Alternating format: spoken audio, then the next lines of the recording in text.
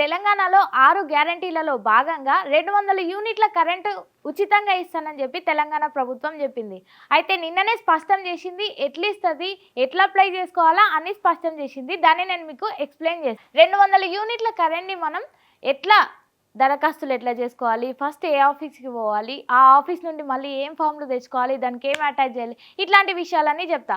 First villages ఊర్లో ఉండేటోళ్ళు ఏం చేస్తారంటే ఫస్ట్ మెయిన్గా దగ్గర పెట్టుకోవాల్సినవి ration card, Aadhaar card, current bill slip. అవి 3 ఉంటే మనం ఎంఆర్ఓ ఆఫీస్కో మున్సిపల్ ఆఫీస్కో వెళ్ళి మనం అది ఒక ఫామ్ ఇస్తారు, వాళ్ళు రసీదు ఇస్తారు, అది తీసుకొని మనం దగ్గర పెట్టుకోవాలి. ఆ ఫామ్ ఫిలప్ చేసిన తర్వాత దానికి రేషన్ కార్డు, ఆధార్ కార్డు, ఆ కరెంట్ బిల్ స్లిప్ని అటాచ్ చేసి మనం కరెంట్ ఆఫీస్కి పోయి అప్లై చేయాలి. అప్లై చేసిన తర్వాత వాళ్ళు తీసుకుంటారు. తర్వాత ఇప్పుడు హైదరాబాద్లో రెంటర్స్ ఎక్కువ, అంటే ఊర్లలో నుండి వచ్చి మనం ఇటు ఉంటాం. హైదరాబాద్లో రెంటర్స్ ఏమనుకుంటున్నానంటే రెంట్ ఉన్న వాళ్ళకు మరి ఇది వర్తిస్తుందా అంటే వర్తిస్తుందని ప్రభుత్వం చెప్పింది. అయితే ఎట్లా వర్తిస్తుందంటే కొంతమందికి మీటర్స్ రెంటర్స్కి ఉంటాయి, ఓనర్స్కి ఉంటాయి. అట్లాంటి వాళ్ళకి వర్తిస్తుంది. కాదు అని రెంటర్స్కి ఓనర్స్కి ఇద్దరికి ఒకటే మీటర్ ఉంటే ఒకవేళ మీరు 200 యూనిట్లు వాడి వాళ్ళు 200 యూనిట్లు వాడితే 400 యూనిట్లు అవుతుంది. సో అది వర్తించేది అప్పుడు. అందుకని ఇప్పటికీ కొంతమంది ఉన్నోళ్ళు ఉంటారు, ఓనర్స్కి వేరే ఉంటుంది, రెంటర్స్కి వేరే ఉంటుంది, వాళ్ళకి వర్తిస్తుంది.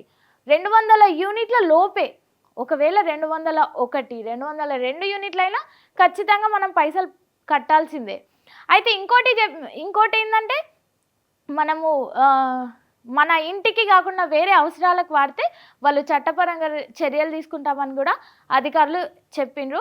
హైదరాబాద్ విషయానికి వచ్చేసరికి ఇప్పటికీ 49 లక్షల మంది కరెంట్ కనెక్షన్స్ తీసుకున్నారు. అందులో 19 లక్షల మంది మాత్రమే ఇప్పటికీ అప్లై చేసిండ్రంట.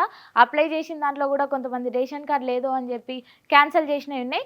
ఖచ్చితంగా అప్లై చేసే ముందు మెయిన్గా గుర్తుపెట్టుకోవాల్సింది 3 మనం ఖచ్చితంగా పెట్టాలి. అందులో ration card, Aadhaar card, current bill slip ఖచ్చితంగా ఉండాలని చెప్పి అధికారులు చెప్పిండ్రు.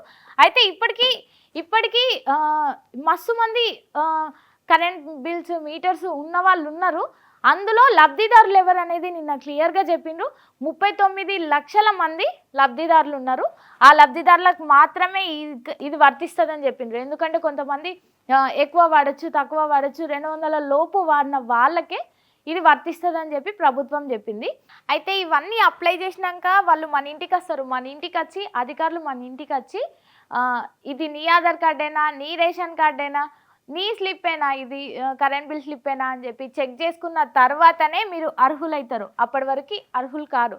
అందుకని ఒకవేళ మీ దగ్గరకు వచ్చి చెక్ చేసుకోకపోయినా, ఒకవేళ దరఖాస్తులో మీరు మర్చిపోయినా ఏదైనా స్లిప్పో, ఆధార్ కార్డో, రేషన్ కార్డో ఉన్నా ఖచ్చితంగా వెళ్ళి మళ్ళీ రీచెక్ చేసుకోండి. ఇప్పటికే అప్లై చేసుకున్న వాళ్ళు కూడా కరెంట్ బిల్లు లైన్లు ఉన్నాయని చెప్పి అక్కడ ఆయాస పడిపోయి చేయకండి. ఇంకా చాలా రోజుల నుండి అప్లై చేసుకోవడానికి. ఎంత తొందరగా అప్లై చేసుకుంటే అంత మంచిది కాబట్టి వెళ్ళి అప్లై చేసుకోండి. ఇబ్బంది పడకుండా అప్లై చేసుకోండి. అయితే ఇప్పటికీ చాలామంది అప్లై చేసుకున్నారు ప్రజాపాలన కార్యక్రమంలో. అయితే ఇప్పటికీ 49 లక్షల మంది ఉన్నప్పటికీ ఇంకా ఉన్నాయి దరఖాస్తులు. అయితే అధికారులు ఏం చెప్తున్నారంటే ఇప్పుడే కౌంట్ చెప్పలేము, ఇంకా 40 లక్షల నుండి ఇంకా పెరగవచ్చు, 60 లక్షల వరకు దరఖాస్తులు రావచ్చు అని చెప్పి అధికారులు చెప్పిండ్రు. చూద్దాం ఎన్ని వస్తాయో. ఇంకా అన్ని పాయింట్స్ చెప్పేసినా. మీకు ఏమైనా డౌట్స్ ఉంటే కింద కామెంట్స్లో పెట్టండి, నేను ఇంకా ఎక్స్ప్లెయిన్ చేయడానికి ట్రై చేస్తా. This is Prathyusha signing of.